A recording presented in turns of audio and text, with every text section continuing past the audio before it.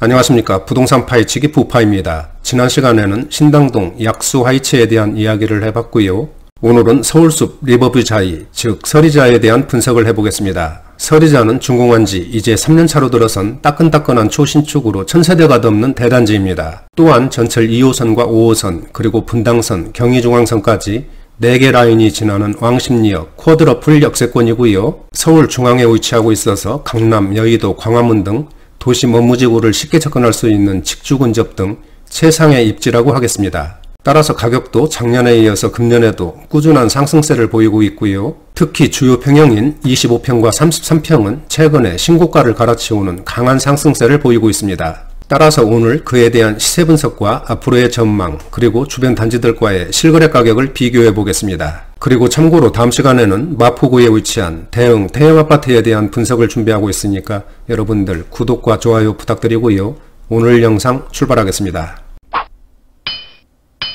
그럼 먼저 서울숲 리버뷰자이 위치부터 알아보겠습니다. 바로 여기가 2호선과 5호선, 그리고 경의중앙선, 분당선까지 4개 라인이 지나는 왕십리역입니다. 그리고 왼쪽은 5호선 행당역이고요. 오른쪽은 전철 2호선 한양대역이 되겠습니다. 서울숲 리버뷰자이는 바로 여기에 이렇게 위치를 하고 있습니다. 따라서 왕십리역 쿼드러플 역세권이고요. 또한 주변에 이렇게 초, 중고등학교가 위치를 하고 있어서 학군에서도 전혀 손색이 없는 그런 단지라고 하겠습니다. 또한 주변에 이렇게 중랑천이 흐르고 있고 한강도 조망할 수 있는 그런 위치라서 환경도 쾌적하고 산책이라든지 운동하기에 아주 적합한 그런 위치라고 보시면 되겠네요. 다음은 서리자에 대한 일반 현황을 알아보겠습니다. 준공 연월은 지난 2018년 6월입니다. 따라서 현재 3년차 신축이고요. 단지 규모는 총 7개 동에 1034세대이고요. 여기에는 임대가 176세대 포함된 그런 규모입니다. 층수는 22층에서 39층까지 이렇게 건축이 됐고 평형은 25평에서 56평까지 다양한 평형으로 구성이 되어 있습니다. 용적률은 280%, 건폐율은 19%, 그리고 세대당 주차대수는 1.31대입니다. 난방은 개별 난방과 도시가스를 사용하고 있고요. 현관 구조는 모두 계단식으로 이렇게 이루어졌습니다. 건설사는 GS건설에서 건축을 했고 따라서 자이 브랜드를 사용하고 있습니다. 다음은 서울숲 리버뷰자이 평형별 현황을 알아보겠습니다. 먼저 세대수인데요. 25평은 150세대, 33평은 가장 많은 578세대입니다. 그리고 42평은 90세대, 50평은 30세대이고요. 51평과 56평은 각각 6세대와 4세대로 이렇게 이루어졌고요. 여기에 공공임대 176세대를 포함해서 전체적으로는 1034세대의 대규모 단지입니다. 침실과 화장실을 보면은 25평과 35평은 침실 3개, 화장실 2개로 이렇게 배치가 됐고요. 42평, 50평, 그리고 51평은 침실 4개와 화장실 2개로 이렇게 배치가 됐습니다. 56평은 침실이 4개인 타입과 5개인 타입 이렇게 있고요. 화장실은 3개로 구성이 됐습니다. 대략적인 월 관리비를 보면 25평은 14만원, 33평은 21만원, 그리고 42평은 27만원, 50평과 51평은 32만원, 56평은 35만원 정도의 월 관리비가 나온다고 보시면 되겠습니다. 다음은 서리자에 대한 지난 1년간 평형별 실거래 가격을 알아보겠습니다. 먼저 25평인데요. 150세대입니다.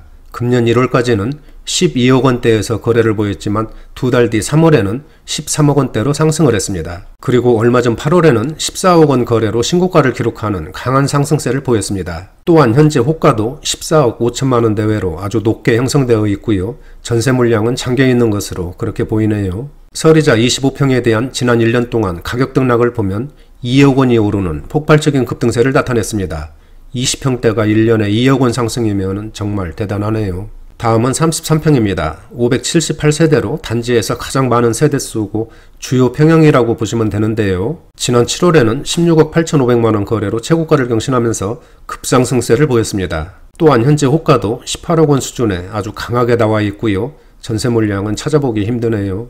다음은 42평인데요. 금년 3월에 17억원에 거래되면서 신고가를 한 단계 높였는데요. 지난 1년 동안의 유일한 거래건인 것 같습니다. 하지만 현재 호가는 22억원 대외로 아주 높게 형성되어 있습니다. 그리고 50평대는 세대수가 워낙 적기 때문에 지난 1년 동안 거래가 한 건도 없었고요. 50평만 현재 호가가 25억원 정도로 아주 높게 올라와 있습니다. 지금까지 서리자에 대한 지난 1년간 실거래 가격을 알아봤는데요. 작년에 이어서 금년에도 꾸준한 상승세를 보이고 있습니다. 하지만 금년 초에는 정부 정책 및 코로나 사태 등으로 거래가 크게 위축된 그런 모습을 보였지만은 지난 6월부터는 다소 회복세를 보였습니다. 그리고 최근에는 주요 평형인 25평과 33평이 화면에서 보시는 것처럼 신고가를 기록하는 강한 상승세를 나타냈습니다. 앞으로의 가격 전망 등 분위기에 대한 이야기는 뒤에서 상세하게 설명드릴 예정이니까 끝까지 시청 부탁드리고요. 다음은 설이자 주변 단지들과 시세 비교를 해보겠습니다. 먼저 20평대인데요. 설이자 25평은 앞에서 설명을 드렸기 때문에 생략을 하고요.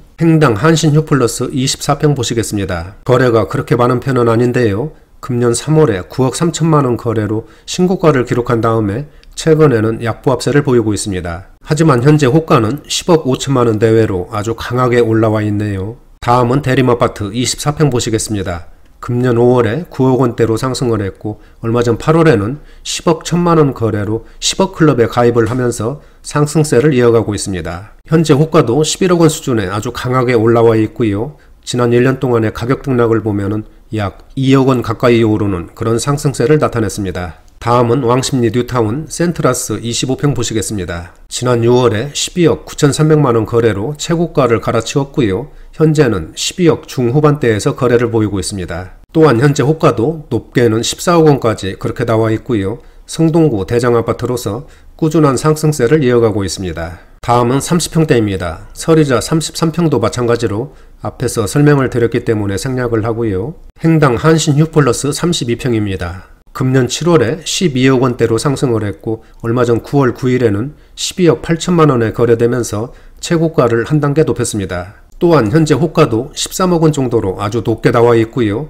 지난 1년 동안의 가격 등락을 보면은 3억 8천만 원이 오르는 폭발적인 로켓포를 쐈네요. 아마 그동안 소외됐던 감정을 한 방에 쏟아낸 것 같습니다. 정말 대단한 급등세를 보였네요. 다음은 대림 강변타운 32평입니다.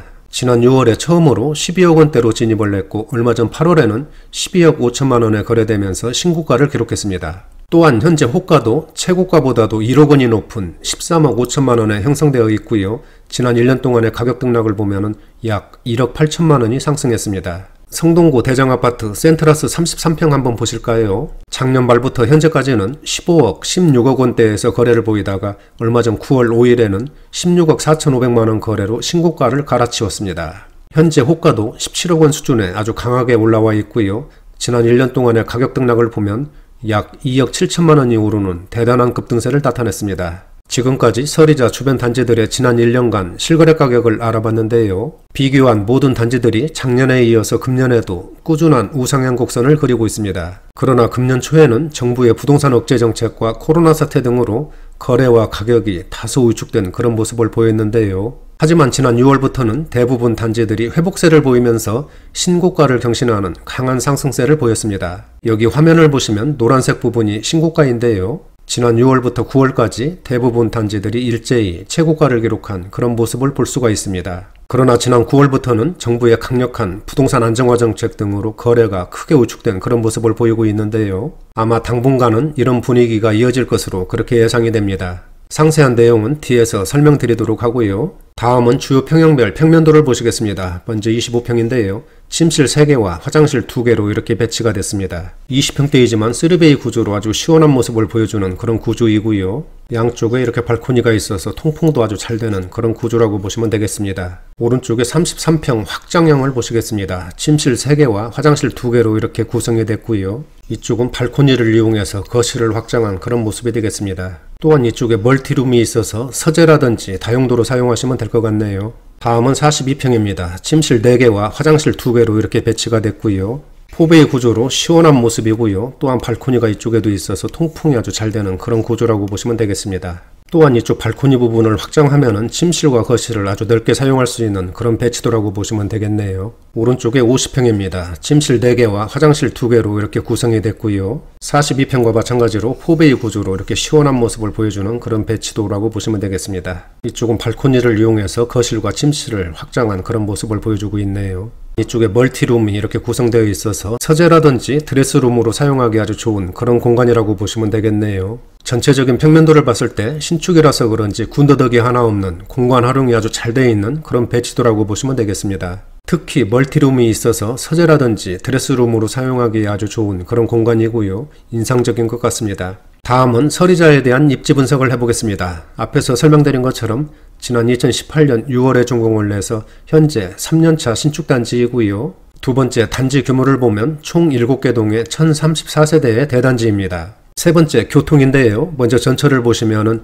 2호선, 5호선, 그리고 분당선, 경의중앙선까지 4개 라인이 지나는 왕십리역 쿼드러플 역세권이고요. 또한 단지 주변에 다양한 버스 노선이 지나고 있고 강변북로, 올림픽대로, 동부간선도로 등을 접근하기에 편리한 그런 위치입니다. 네 번째 학군인데요. 행당초등학교가 단지와 인접해 있고 행당중, 무학중, 그리고 한대부고와 무학여고 등도 주위에 이렇게 위치를 하고 있어서 학군에서도 크게 손색이 없고 학생들이 있는 가정에서 거주하기가 편리한 그런 단지라고 보시면 되겠습니다. 다섯 번째는 서울 중심에 위치하고 있어서 강남, 여의도, 광화문 등 도심 업무지구를 편하게 접근할 수 있는 직주 근접의 입지이고요. 여섯 번째는 한강 조망이 가능하고 중랑천, 서울숲도 인접해 있고 단지 내 울창하고 아름다운 조경 등 녹지 공간이 아주 풍부해서 환경도 쾌적하고 산책을 하든지 운동하기에 편리한 그런 입지라고 보시면 되겠습니다. 일곱 번째는 대형 복합 쇼핑몰, 대학병원, 금융기관, 문화시설 등 주변 생활 인프라가 아주 발달되어 있기 때문에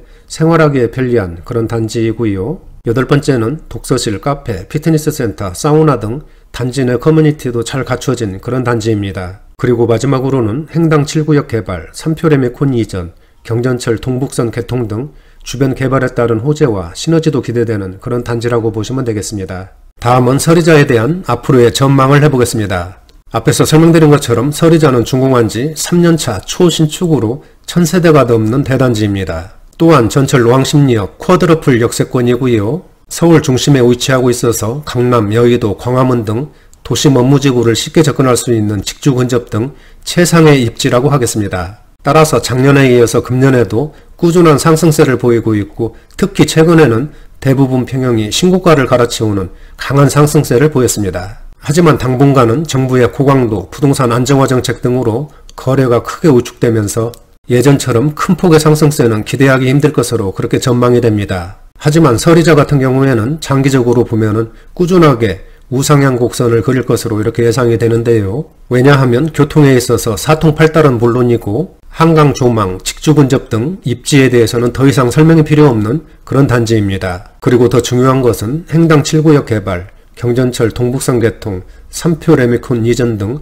주변 개발에 따른 호재와 시너지가 기대되는 그런 단지입니다. 따라서 소폭의 등락은 있겠지만 향후에도 장기적으로는 안정적인 우상향 곡선을 그릴 것으로 그렇게 조심스럽게 전망을 해봅니다. 하지만 지금처럼 혼란스러운 시기에는 관망하는 것도 투자의 한 부분이라고 생각하시면 편하실 것 같고요. 성급한 결정보다는 차분하게 대응하시는 것이 바람직해 보입니다. 오늘은 여기까지 하고요. 다음 시간에는 마포구에 위치한 대흥 태영아파트에 대한 분석을 해보겠습니다. 나가시기 전에 구독과 좋아요 부탁드립니다. 감사합니다.